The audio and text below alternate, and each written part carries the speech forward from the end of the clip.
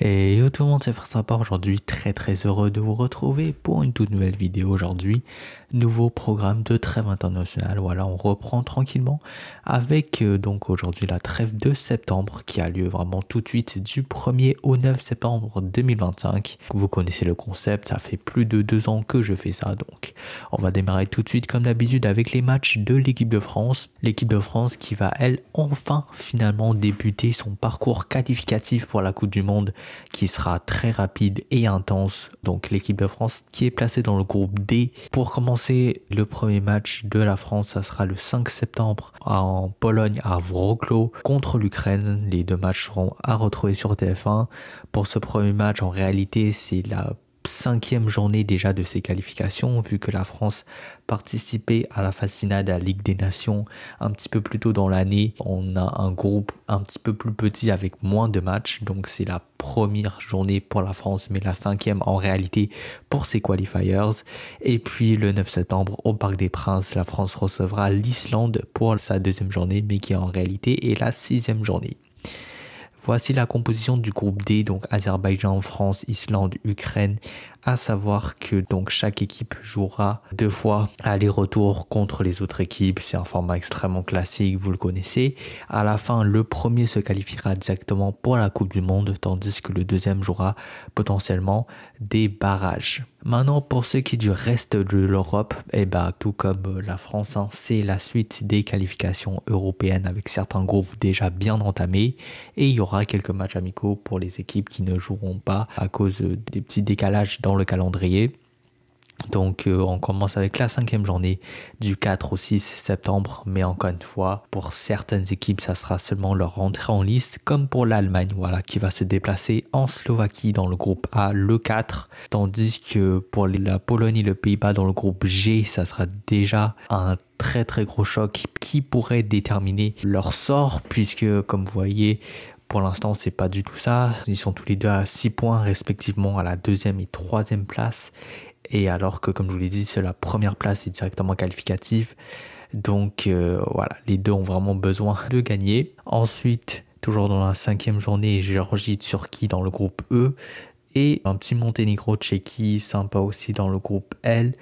Dans ce groupe, c'est sûr que la Tchéquie a pris une petite avance, mais elle a joué 2 matchs en plus par rapport à la Croatie, un match en plus par rapport au Monténégro, donc tout peut se jouer encore. Maintenant, pour donc l'ensemble de ces 2 journées, je vous ai mis un groupe clé qui lui aussi n'a pas commencé encore, donc un groupe de 4 équipes. Mais je trouve que voilà, Kosovo, Slovénie, Suède, Suisse, bon, peut-être surtout Slovénie, Suède et Suisse. Ces 3 pays vraiment qui ont du potentiel, voilà, qui peuvent aller loin, mais qui peuvent parfois être irréguliers aussi, qui ne jouent pas souvent, en fait, j'ai envie de dire, vraiment à leur meilleur niveau.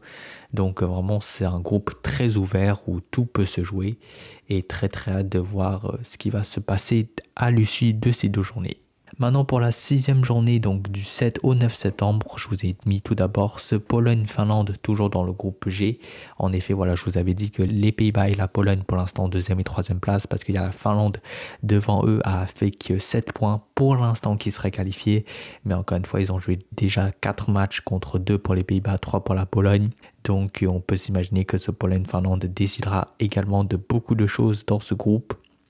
Et puis dans le groupe K, Serbie-Angleterre, bon c'est vrai que là l'Angleterre est un petit peu plus loin, mais je pense que la Serbie ça reste quand même une équipe intéressante, ça reste un duel intéressant, surtout ils ont 2 matchs en moins, donc ils peuvent totalement aller rattraper cette 2e place.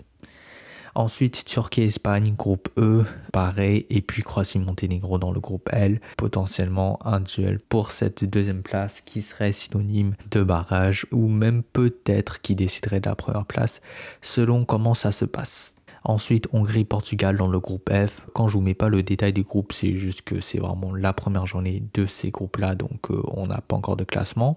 Et puis Bosnie-Autriche dans le groupe H, ce qui ressemble déjà à un petit duel pour la qualification à la première place. Pour l'instant, la Bosnie est devant, mais avec un match en plus, donc bref, tout peut se jouer encore. Et voilà, je vous montre les matchs amicaux aussi qui auront lieu. Et on va passer à la zone Afrique. Donc eux aussi qui vont jouer leur qualification pour la Coupe du Monde qui est encore plus entamée que pour l'Europe déjà. Il y a déjà beaucoup de choses qui sont décidées. Donc voilà, et puis en vrai pour le format il me semble que c'est pareil qu'en Europe, c'est la première place qui est qualificative, la deuxième place qui est potentiellement synonyme de barrage, mais les groupes sont beaucoup plus grands qu'en Europe. Donc voilà, 7e journée du 3 au 6 septembre avec ce Mali-Comores pour commencer dans le groupe I. C'est vrai que le Mali peut encore arracher cette deuxième place qui les enverrait peut-être en barrage. Ensuite, Sénégal-Soudan dans le groupe B. Ils sont tous les deux à 12 points, donc ça va être vraiment un gros choc pour espérer rester en vie. Ensuite, pour l'ensemble de ces 2 journées, je vous ai sélectionné un groupe clé, le groupe C. C'est vrai que dans ce groupe, l'Afrique du Sud est très bien parti. Le Zimbabwe est très mal parti, mais entre le Rwanda, le Bénin, le Nigeria et les Lesotho, tout peut se jouer encore. Ils se tiennent seulement à 2 points de différence, donc tout le monde peut encore aller arracher cette deuxième place, comme je vous l'ai dit, synonyme de barrage. Et puis même en fait, je vous ferai remarquer particulièrement la situation du Nigeria qui est vraiment pas top, alors que c'est supposément sur le papier l'une des meilleures équipes d'Afrique, donc à suivre de très près. Ensuite, 8e journée du 7 au 9 septembre, il y a beaucoup plus d'affiches intéressantes, je trouve, avec d'abord ce Mozambique-Botswana dans le groupe G, pareil, match pour la deuxième place. Gabon-Côte d'Ivoire, groupe F, cette fois-ci match pour la première place, qui est finalement encore plus importante puisque la première place est directement qualificative.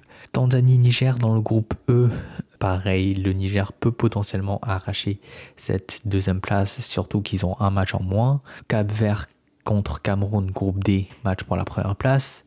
RDC contre Sénégal dans le groupe B, pareil, match pour la première place et juste globalement un immense choc entre 2 grandes nations africaines.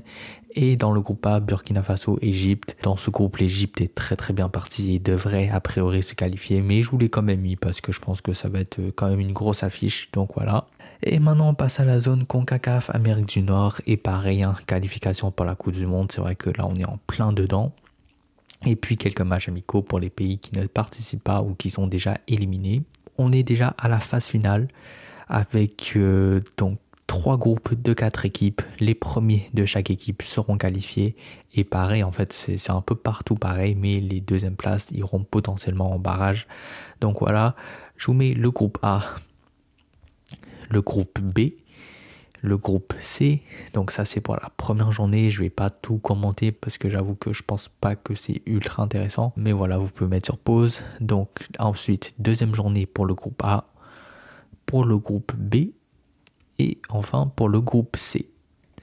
Voici les matchs amicaux pour les pays, donc en vrai, surtout États-Unis, Canada, Mexique, parce que étant les pays hôtes, ils sont bien évidemment qualifiés d'office. Ensuite, pour ceux qui sont de la zone Amérique du Nord, c'est pareil, c'est les qualifications pour la Coupe du Monde, mais je vais attirer vraiment votre attention sur ce continent parce que c'est la dernière journée, c'est les 2 dernières journées, voilà, c'est la fin de ce long processus de qualification qui a commencé, je crois, en juin 2023, si je me trompe pas. C'est assez intéressant parce que j'ai commencé cette série de vidéos également en juin 2023, donc voilà. Et il faut dire que maintenant on est déjà 2 ans plus tard, et c'est la fin de ce parcours qualificatif pour l'Amérique du Sud.